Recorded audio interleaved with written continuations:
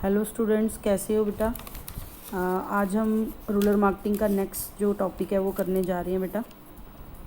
हम कर रहे थे study of buying motives in rural markets. Rural market में बाइंग के मोटिव्स लोगों के क्या होते हैं उनके बारे में। तो उसमें हमने उसको क्लासीफाई किया था कि दो तरह के बाइंग मोटिव हो सकते हैं। एक प्रोडक्ट बाइंग मोटिव हो सकते हैं, एक पैट्रोनेज मोटिव्स हो सकती हैं। प्रोडक्ट मोटिव्स में हमने दो में डिवाइड किया था, इमोशनल एंड रैशनल। इमोशनल हमने कवर कर लिया था बेटा, उनकी फीलिंग्स और इमोशंस से जुड़े जो डिसीजंस होते हैं उनके परचेज करने के। आज हम कर रहे हैं product rational motives. Product rational motive क्या है? जब सोच समझ के बंदा रैशनली सोच के, लॉजिकली सोच के फिर उसको जो है करता है, मोटिव डिसाइड करता है प्रोडक्ट को तैयार करने का, उसको बोलते हैं product rational. Human beings are both social and rational. वो सोशल एनिमल भी है और साथ में रैशनल भी है, मतलब सोच समझ के लॉजिकली भी काम करता है। क्रिएटिव थिंकिंग जब हम यूज़ करते हैं उसको रैशनल बोलते हैं। तो इसमें रैशनल बाइंग मोटिव क्या हो सकते हैं बेटा? फर्स्ट है सेफ्टी और फेयर। एक बंदा है कि क्यों बंदा परचेज करता है किसी चीज़ को, जब उसको पता है कि उसको सेफ्टी की ज़रूरत है या डर है किसी चीज़ का, तो उसको अवॉइड करने के लिए भी वो क्या करता है, कोई प्रोडक्ट है जो परचेज करता है। ठीक है, जैसे कि tension mounts because one has no money. और एक टेंशन है बंदे के दिमाग में, डर है किस चीज़ की, अनसेफ्टी होती है उसके बाद कि उसके पास पैसा नहीं है, या फिर पैसा है तो बहुत ज़्यादा है, या किसी बंदे की हेल्थ ठीक नहीं है, ठीक है, या उसको ट्रैवलिंग में का रिस्क है, स्विमिंग से रिलेटेड रिस्क है, तो कोई भी कारण है जो हो सकता है। बहुत सारे कारण हो सकते हैं जिसका बंदे को मन में डर या फेयर होता है। तो जब भी हम किसी चीज़ का डर या फेयर होता है हमारे मन में, तो हम क्या करते हैं, precaution is better than cure. तो हम हमेशा उसकी प्रिकॉशंस लेते हैं कि किस तरह से इस चीज़ को पहले से ही ठीक करने के बजाय पहले से ही कुछ प्रिकॉशंस ले ली जाएँ ताकि इनको होने से रोका जा सके। तो उसके लिए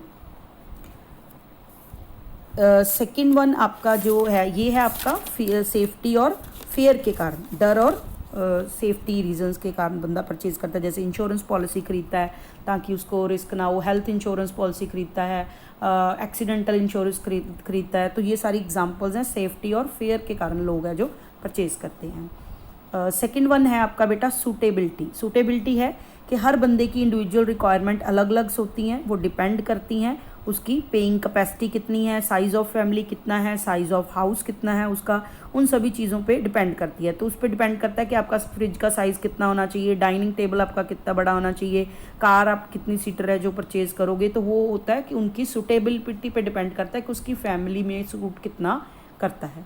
नेक्स्ट है बेटा ड्यूरेबिलिटी। ड्यूरेबिलिटी है कि कितनी लास्ट लॉन्ग चीज़ चले। Each one is interested in durability of A product. जब भी हम किसी चीज़ में पैसा इन्वेस्ट करते हैं, जैसे कि कार है, टू व्हीलर्स हैं, स्कूटरी मोटरसाइकिल आप खरीदते हो, कार खरीदते हो, ठीक है, वो उनमें कुकिंग रेंज है, कोई चीज़ें बर्तन आपकी मम्मा घर में लाती है, तो उनका देखा जाता है कि कितना ड्यूरेबल है, वो कितने लंबे पीरियड तक चलेगा, हमारी इन्वेस्टमेंट्स का आउटपुट कितनी देर तक आता रहेगा।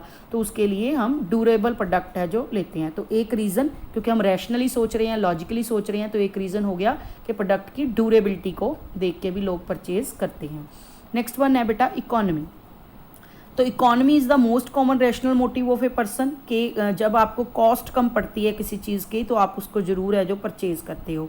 जब भी आप कोई चीज़ परचेज करते हो, आपको पता लग गया कि इसमें हमें कॉस्ट कटिंग हो रही है, लेस मिल रहा है प्रोडक्ट में, तो आप उसको परचेज करते हो क्योंकि आपकी नीड्स के अकॉर्डिंग ज़रूरत भी है और इस टाइम पे परचेज करने से आपको सेविंग भी हो रही है, इकोनॉमीज़ है जो हो रही हैं, इसलिए परचेज करता है। नेक्स्ट वन है बेटा कन्वीनियंस के according. Easy and costly attempts and approaches lead to convenience. जब बंदा कन्वीनियंट चीज़ें लेना चाहता है, कन्वीनियंस अपनी लाइफ में चाहता है, तो वो क्या करता है, प्रोडक्ट परचेज करता है। फॉर एग्जांपल वो अपना टाइम सेव करना चाहता है, तो वो अब टू व्हीलर, पहले साइकिलिंग लेता था, अब वो टू व्हीलर पे जाने लग गया तो उसका टाइम सेव होने लग गया, तो उससे जो है वो ज़्यादा उसको टाइम डिवोट कर पाता है अपने काम को या किसी चीज़ को। ठीक है, तो अलग अलग कन्वीनियंस के अकॉर्डिंग भी लोग हैं जो प्रोडक्ट है परचेज करते हैं अपनी कंफर्ट के अकॉर्डिंग। नेक्स्ट वन है बेटा वर्सेटैलिटी। वर्सेटैलिटी में क्या है, is that quality which permits the user to put the product to alternative uses. वो कहता है कि मैक्सिमम यूटिलिटी लेना चाहता है एक चीज़ से। We are having 2-in-1, 3-in-1 sound gadgets, folding tables, reversible dresses and so on. It increases the utility of the product. जब हम एक ही प्रोडक्ट को बहुत सारे तरीक़ों से यूज़ कर सकते हैं तो इसलिए वर्सटाइल उसकी नेचर है जो, इसलिए भी प्रोडक्ट को वो परचेज़ करता है, क्योंकि अलग अलग जगह पे यूज़ किया जा सकता है, उसके अलग अलग यूजेस हैं।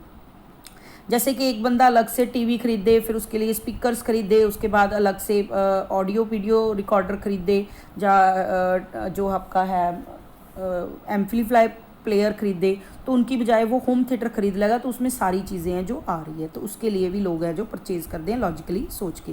नेक्स्ट वन है profit. No one wants to lose in this material world. Profit making और earning is more a cupid urge in human beings. हर बंदा चाहता है कि उसको कुछ प्रॉफिट अर्न हो, तो हर बंदा कम से कम रेट पे अपनी चीज़ है जो परचेज़ करना चाहता है और प्रॉफिट अर्न करना चाहता है। जो लोग people by shares, bonds, invest in saving schemes, deposit, mutual fund में, क्यों? क्योंकि वो चाहते हैं कि उनको टैक्स बेनिफिट्स मिले एंड उनको प्रॉफिट है जा गेन है जो हो, इसके लिए। तो इसलिए बहुत सारी चीज़ें जो लोग हैं वो प्रॉफिट मोटिव के लिए भी परचेज़ करते हैं। तो लॉजिकली है कि एक बंदा बिजनेस में कुछ इन्वेस्ट करना चाहता है, चाहे शेयर उसमें, चाहे एक बिज़नेस स्टार्ट करना चाहता है, तो उसमें वो इन्वेस्ट कर रहा है, तो उसके लिए चीज़ें खरीद रहा है, एक मशीन की ज़रूरत है, उसको टेबल चेयर की ज़रूरत है, वो सब में इन्वेस्टमेंट करेगा, क्योंकि उसका मोटिव जो है प्रॉफिट मोटिव है। ये थी आपका। नेक्स्ट वन है बेटा क्यूरियोसिटी। क्यों लोग परचेज़ करते हैं? एक रीज़न ये भी है कि क्यूरियोसिटी के लिए परचेज़ करते हैं। जब लोगों में क्यूरियोसिटी होती है, curiosity is the burning passion for new experience. जब आप किसी चीज़ का न्यू एक्सपीरियंस लेना चाहते हो, एक्सप्लोर करना चाहते हो किसी नई चीज़ को, इसलिए भी आप क्यूरियोसिटी है। जैसे यंग पीपल हैं, चिल्ड्रन हैं, उनमें ज़्यादा क्यूरियोसिटी होती है। They are always eager to know about unknown things. जो चीज़ें उनको नहीं पता उनके बारे में लेटेस्ट चीज़ें हैं जो लेके उनको यूज़ करना चाहते हैं। तो अपनी उत्सुकता को, जिज्ञासा को शांत करने के लिए भी लोग हैं जो परचेज़ करते हैं। नेक्स्ट वन है बेटा रिक्रिएशन। मोस्ट इम्पॉर्टेंट टॉपिक है, क्योंकि आजकल हम जो ह्यूमन लाइफ है वो भागती जा रही है, काम के पीछे लोग भाग रहे हैं, तो हर बंदा जो है कुछ रिक्रिएशन फैसिलिटीज़ चाहता है, जिनके कारण जो उनकी लाइफ है वो उसमें थोड़ी स्टेबिलिटी भी बनी रहे, वो रिलैक्स रहे, रेस्ट कर सके, तो उनके लिए भी लोग परचेज़ करते हैं। तो इसके लिए लोग हैं, जैसे टीवी मान लो उन्होंने परचेज़ किया, अच्छा म्यूज़िक सिस्टम है जो परचेज़ किया, तो ये एग्जांपल्स हैं। इनके पीछे भी रैशनल मोटिव है कि रिक्रिएशन फैसिलिटीज़ में वो पैसा जो है इन्वेस्ट करता है। नेक्स्ट वन, लास्ट वन इसमें दिया है बेटा हॉबीज़ के कारण। तो लोग कुछ जो हैं वो किस लिए परचेज़ करते हैं? एक रैशनल लॉजिक भी है कि अपनी हॉबीज़ को सेटिस्फाई करना चाहते हैं। किसी को बैडमिंटन खेलने की हॉबी है, किसी में स्टैम्प्स को कलेक्ट करने की हॉबी है, कोई किचन गार्डनिंग है जो करना चाहता है, किसी को फोटोग्राफी की हॉबी है। तो उन हॉबीज़ को सेटिस्फाई करने के लिए, अपनी हॉबीज़ को पूरा करने के लिए भी लोग जो हैं वो प्रोडक्ट्स को परचेज़ करते हैं। तो ये बेटा आप हमारे थे कि प्रोडक्ट के कारण लोग जब परचेज़ करते हैं, जब उनका प्रोडक्ट मोटिव होता है, तो उसमें इमोशनल मोटिव हो सकता है एंड रैशनल मोटिव हो सकता है। तो मिलते हैं बेटा नेक्स्ट वीडियो।